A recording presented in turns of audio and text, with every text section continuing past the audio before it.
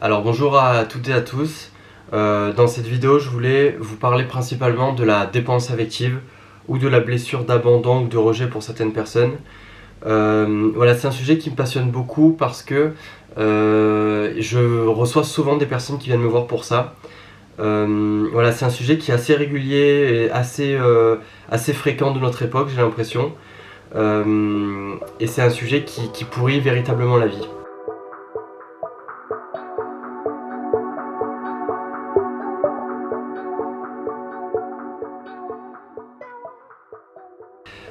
Vous savez, souvent quand on est dans des relations amoureuses, voilà, une relation amoureuse, on va dire, qui est équilibrée, c'est deux personnes qui s'aiment, deux personnes qui sont indépendantes et qui partagent quelque chose en commun.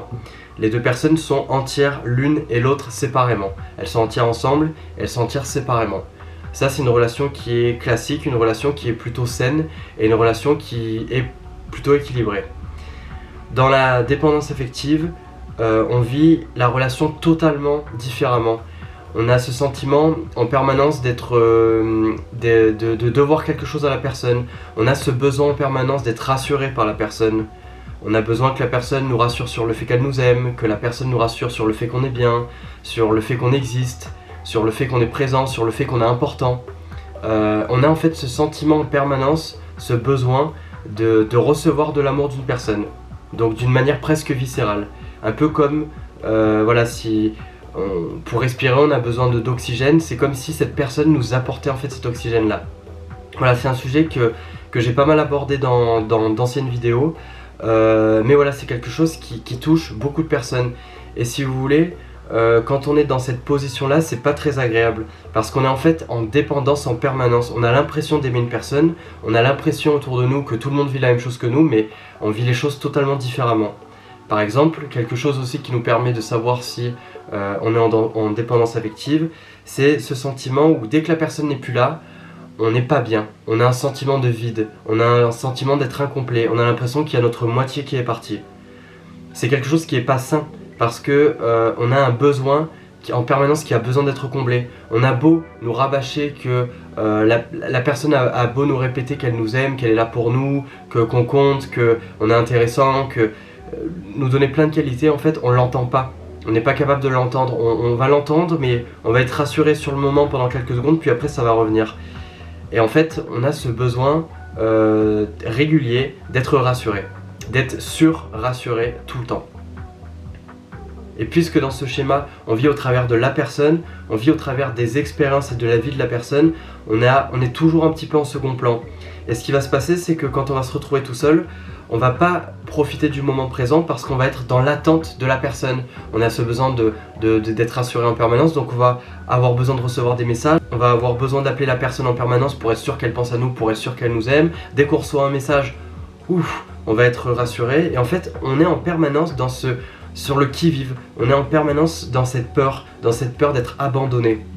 Donc c'est un sentiment qui est très désagréable pour les gens qui le vivent parce que on n'arrive pas, en fait, peu importe le moment, on n'arrive pas à être totalement heureux. Quand on est en couple, on a ce besoin en permanence d'être rassuré, et quand on est célibataire, on a ce besoin en permanence d'être en couple. Donc finalement, on profite jamais de la vie, parce qu'on n'existe pas en fait, on a cette sensation de ne pas exister. Il y a aussi quelque chose qui est assez particulier, c'est qu'on a tellement cette capacité en fait à prendre la couleur de l'autre, qu'on va avoir tendance à oublier ce qu'on aime. On va avoir tendance à oublier tout en fait, nos passions, nos goûts, tout, parce que on va tellement voir les choses à travers le prisme de l'autre personne que même si à la base c'est des choses qu'on n'aime pas, on va avoir l'impression que tout ce que pense la personne c'est mieux que nous. On va avoir l'impression que tout ce que la personne fait c'est mieux que nous. Donc du coup on va avoir tendance à changer totalement nos habitudes. Par exemple, si on avait l'habitude de faire un sport et que notre partenaire fait un autre sport, on va se dire mais finalement le sport que cette personne fait c'est peut-être mieux. Ou alors si la personne a certaines habitudes, si la personne est plutôt casanière, on va se dire bah ouais en fait moi aussi je suis mieux chez moi. Si la personne sort beaucoup, on va se dire mais moi aussi j'ai besoin de beaucoup sortir. En fait on est en permanence derrière la personne, on est dans l'ombre de la personne parce que voilà, c'est tellement notre espèce de petit cocon de sécurité qu'on est obligé de se camoufler derrière. C'est quelque chose qui touche aussi bien les femmes que les hommes d'ailleurs. Puisque c'est quelque chose qui est lié à l'enfance, c'est quelque chose qu'on développe en grandissant.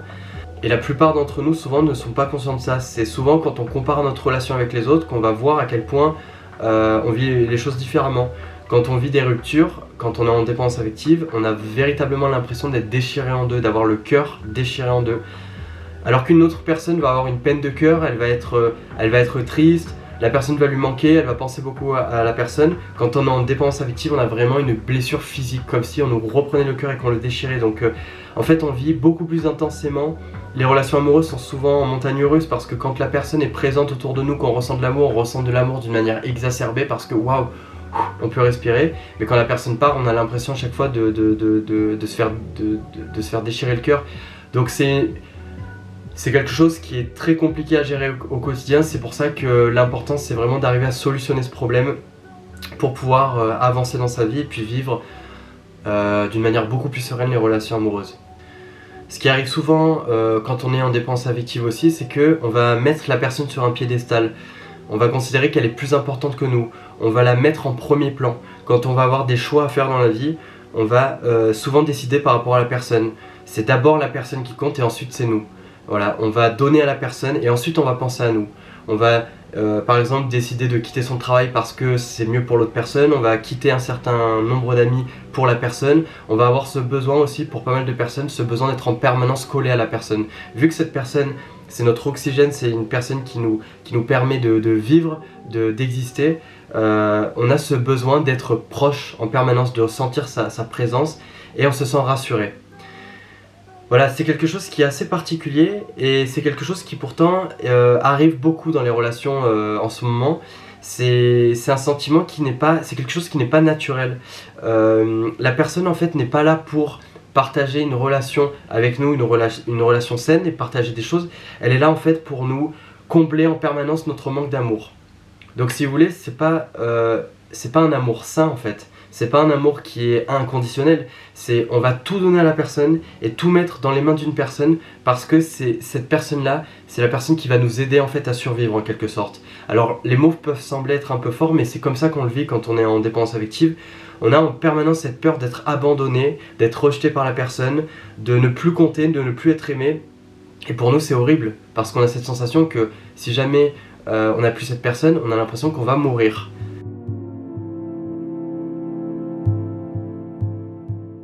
Alors la dépendance affective, c'est quelque chose qui se crée souvent à l'âge enfant, souvent à un très jeune âge. Dans la plupart des gens qui viennent me voir, c'est souvent dû en fait à un événement qui s'est passé entre l'âge de 0 à 3 ans. Alors généralement, le schéma classique, c'est lorsqu'il y a, par exemple, lorsqu'un des deux parents par exemple part, ou qu'à un moment dans notre enfance, on s'est senti rejeté par un des deux parents.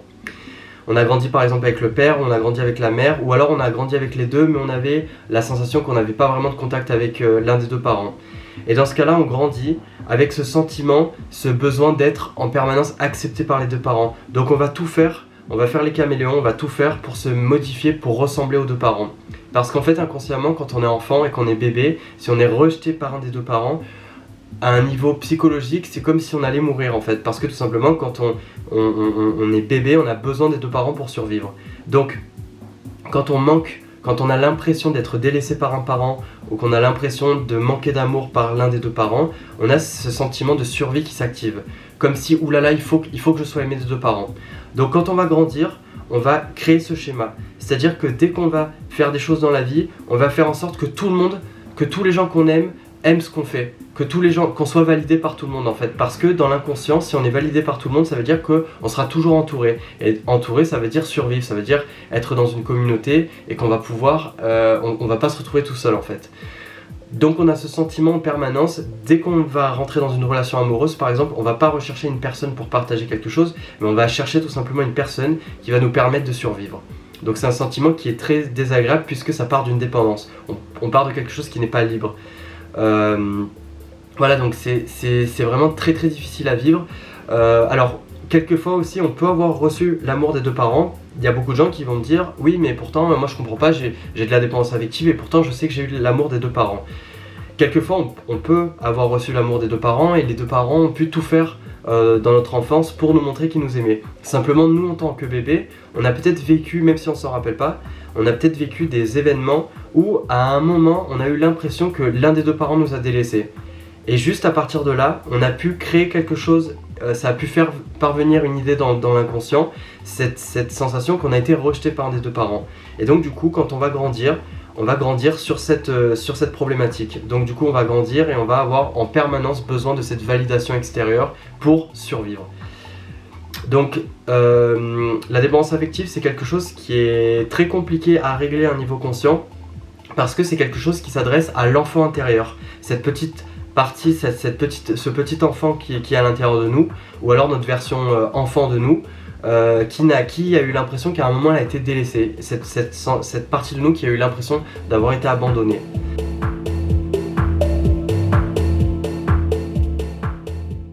Donc lorsque je reçois des personnes en hypnose pour la dépendance affective, en fait on va aller voir cet enfant intérieur, on va aller discuter avec cet enfant intérieur et le rassurer, lui apporter l'amour dont il a besoin. Souvent ce qui va se passer, c'est qu'il y a un dialogue qui va se créer avec la personne, ça va être très émotionnel, il va y avoir beaucoup d'émotions, peut-être même une libération qui va se créer et un sentiment d'amour qui va se créer. On va avoir l'impression que le corps se comble d'amour. Et ce qui va se passer par la suite, c'est que on aura l'impression d'être une personne entière, on n'aura plus l'impression d'être une moitié de personne, ce qui est totalement différent vu qu'on a grandi en ayant l'impression et la sensation d'être une moitié de personne. C'est pour ça qu'on a toujours eu ce besoin absolument de trouver au travers de l'autre la moitié qui nous manquait en fait. Donc ça va changer radicalement notre manière de percevoir les choses.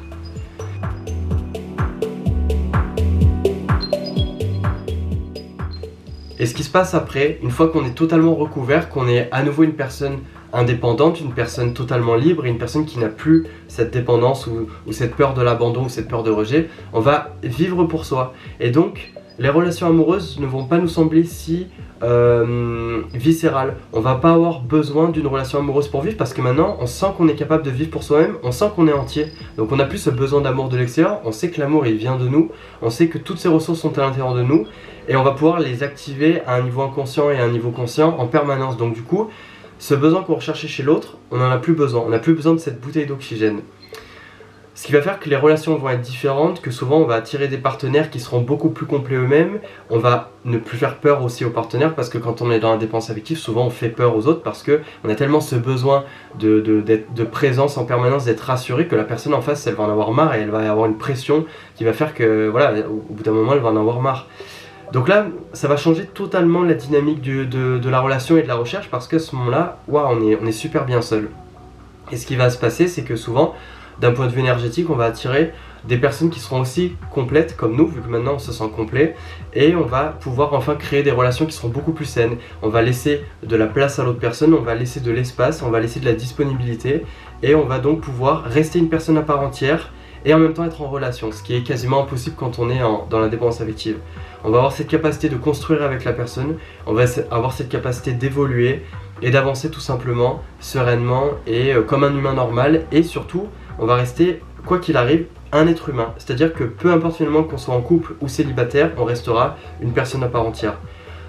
Donc ça peut sembler assez anodin pour les gens qui ne vivent pas la dépendance affective, mais quand on a l'habitude d'être en dépendance affective et qu'on en sort, ça change radicalement la vie parce que on accède à de nouvelles possibilités, on accède à un nouvel état de bien-être et puis on accède à un état de complétude, en tout cas sur le plan amoureux, ce qui fait que c'est déjà beaucoup plus simple dans cette dimension-là et donc forcément les choses deviennent beaucoup plus agréables et beaucoup plus faciles.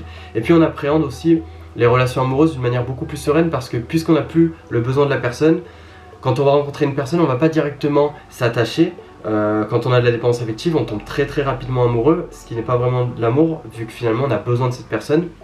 C'est pas vraiment comme un amour en naissance, c'est un besoin en fait qui se comble par ce sentiment amoureux, ce faux sentiment amoureux. Et là du coup on va plus avoir besoin d'être en couple, donc du coup on va être dans la découverte de la personne, on va lui laisser du temps, on va laisser les choses se faire, et puis si la personne ne vient pas finalement avec nous, c'est ok, parce qu'en fait on peut vivre tout seul, donc ça change totalement notre vie. Voilà, donc j'ai beaucoup d'accompagnement avec ce type de problématique. Parfois ça peut se résoudre en une seule séance, parfois ça peut prendre 2, 3 ou 4 séances, ça dépend des personnes, ça dépend du niveau de dépendance affective, ça dépend de ce que vit la personne aussi, ça dépend à quel moment elle se sent rejetée. Il y a plein de paramètres en fait qui rentrent en compte. Simplement une fois qu'on en sort, c'est beaucoup plus simple en fait dans la vie, en tout cas sur le plan amoureux.